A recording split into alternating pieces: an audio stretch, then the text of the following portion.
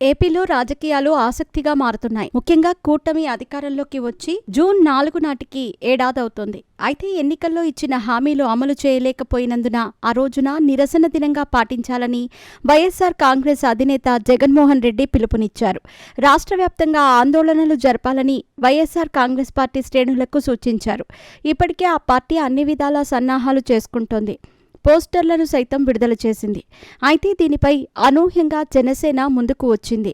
June 4వ తేదీన సంక్రాంతి, దీపావళి కలిపి సంబరాలు చేసుకోవాలని పార్టీ శ్రేణులకు మంత్రి నాదెండ్ల మనోహర్ పిలుపునిచ్చారు.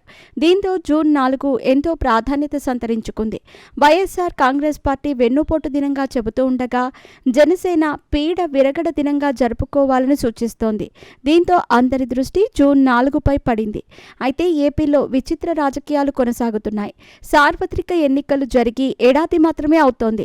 వైఎస్సార్ కాంగ్రెస్ పార్టీ దారుణంగా ఓడిపోయింది. అయినా సరే ఏపీలో నిత్య రాజకీయాలు నడుస్తూనే ఉన్నాయి. రాజకీయ పార్టీల మధ్య ఆరోపణలు, ప్రత్యారోపణలు జరుగుతూనే ఉన్నాయి. ఏదో ఒక అంశం వివాదం అవుతూనే ఉంది. మరోవైపు వైఎస్సార్ కాంగ్రెస్ పార్టీ ప్రజల్లోకి రావాలని బలంగా నిర్ణయించింది. అందుకు జూన్ 4ను ఎంచుకుంది. ఆ రోజు టీడీపీ కూటమి అధికారంలోకి వచ్చింది. అయితే ఎన్నికల్లో ఇచ్చిన హామీలను అమలు చేయకపోవటాన్ని అనుకూలంగా మార్చుకోవాలని చూస్తోంది వైఎస్సార్ కాంగ్రెస్ పార్టీ.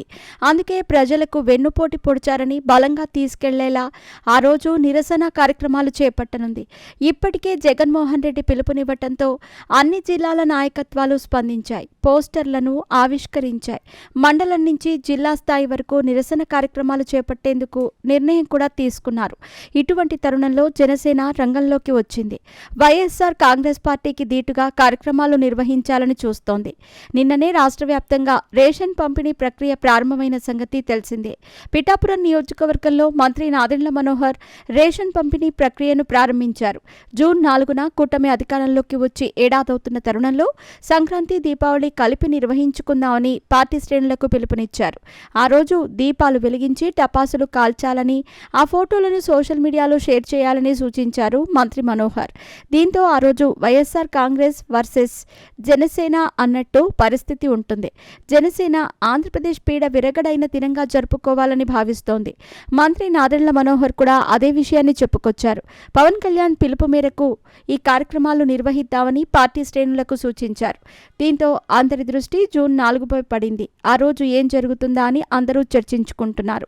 అయితే ప్రధాన పాలక పక్షంగా తెలుగుదేశం ఉంది. కానీ వైఎస్సార్ కాంగ్రెస్ పార్టీకి దీటుగా ఇప్పుడు జనసేన రంగంలోకి దిగటం మాత్రం ప్రాధాన్యత సంతరించుకుంది. జనసేన అధినేత పవన్ కళ్యాణ్ వైఎస్సార్ కాంగ్రెస్ పార్టీ విషయంలో చాలా జాగ్రత్తగా ఉంటున్నారు.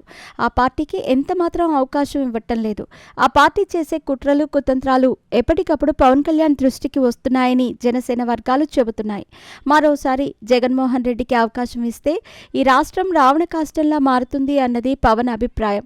అందుకే కూటమిలో ఇబ్బందులు వచ్చినా అధిగమించి మరో 15 ఏళ్ల పాటు అధికారంలో ఉండేలా పవన్ చొరవ చూపుతారని తెలుస్తోంది. అందులో భాగంగా వైఎస్సార్ కాంగ్రెస్ పార్టీపై ప్రత్యేక ఫోకస్తో ముందుకు సాగుతున్నట్టు సమాచారం.